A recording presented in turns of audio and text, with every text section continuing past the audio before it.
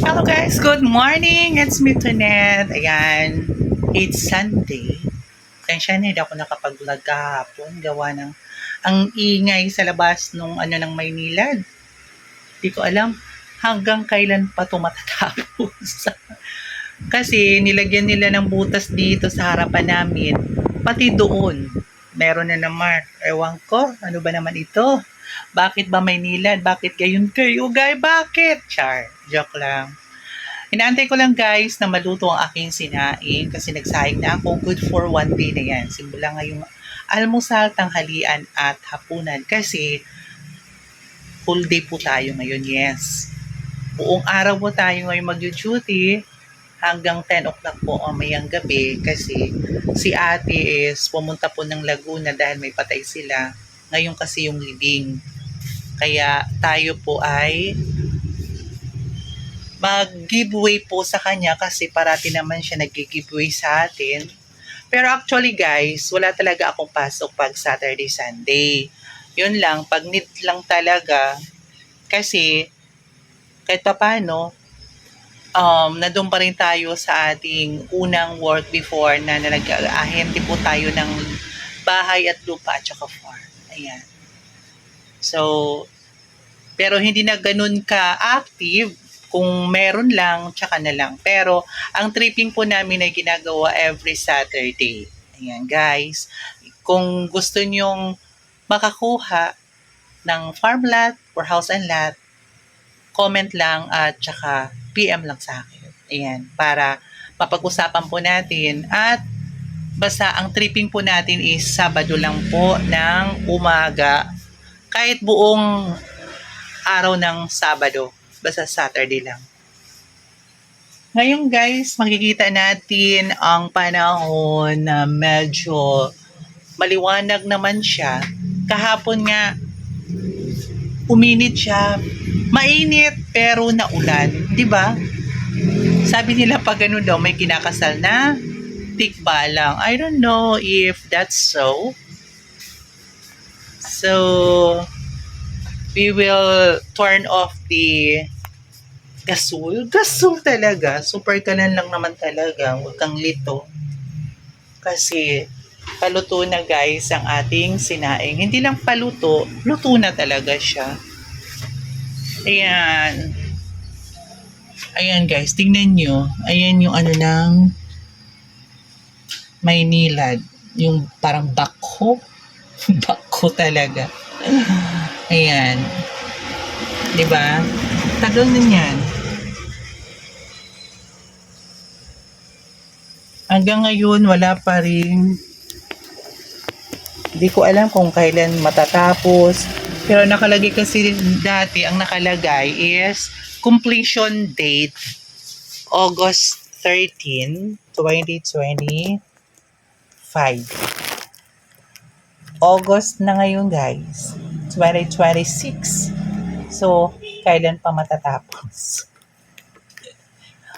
Maglalagay ng mga completion date pero hindi naman nila yung time kasi ang sabi ang nalaman ko dito na yung contractor daw before wala na. So bagong contractor na naman to kasi naubusan na sila ng oras. Paano di maubusan ng oras? Ang kukupa, char. Joke lang. Pero sa totoo lang, di ba?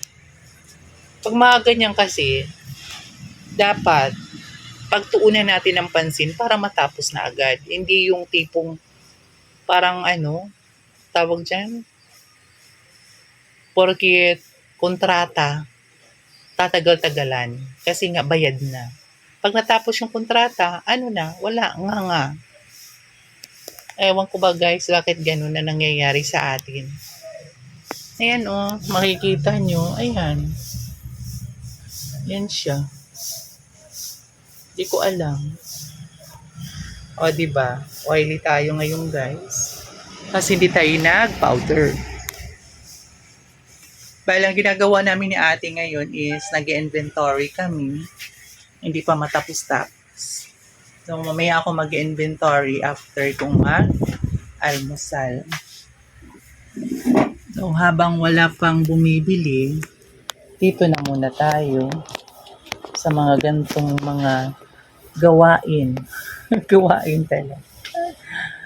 Ayan. Sana guys, suportahan nyo yung aking vlog.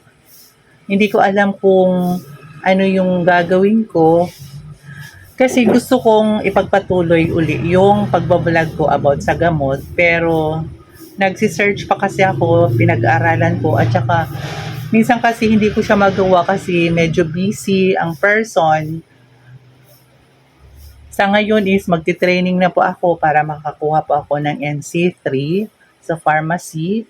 At the same time, may mga seminars kami na atinan. So medyo busy talaga guys. Kaya hindi talaga yung doon may time naman talaga, kaso nga lang, syempre, pagod ka na. Pero, wag nating sabihin ng gano'n, talagang kung may time talaga.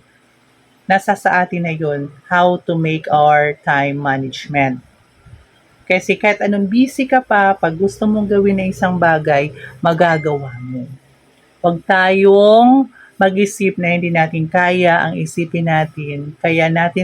Kaya tayo nandito sa larangan kung nasaan tayo ngayon dahil kaya natin. Kasi hindi naman tayo makakarating dito kung hindi natin kaya, di ba? Ako nga guys, ang tagal-tagal ko na rin nagtrabaho sa pharmacy. Back 2024. Though na hindi talaga yung diretso, pero medyo matagal-tagal naman bago lumipat sa ibang work. Pero itong 2014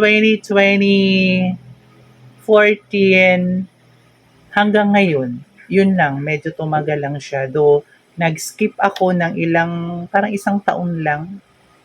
Dahil nag-ahente nga ako, yun. Tapos ngayon, nung 2025, bumalik ulit ako. Kasi nag-stop ako sa pharmacy 2023. Tapos 2023 to 2024, nag-ahente ng bahay, lupa at farm. Tapos bumalik ako ng 2025. O, di ba? Hanggang ngayon, hopefully, maging okay yung lahat. Pero sa tingin ko okay naman. Wala namang mga kung ano-ano. So, yun guys, thank you very much po. Sana maging okay po kayong lahat. Ingat-ingat po tayong lahat kasi hindi natin po alam kung ano po yung mga nangyayari. Minsan na lang uulan, minsan iinit, may bagyo. Tapos yung mga kababayan natin na nababahaan, mga nalilindulan, ingat-ingat po tayo. Kasi hindi naman natin yun mapipigilan kasi kalikasan yun. So, yan. Thank you very much guys. Basta, ingat na lang po tayo ha. Bye-bye po. Maraming salamat po sa pagtangkilik po. Kahit ganto-ganto lang po. Thank you very much.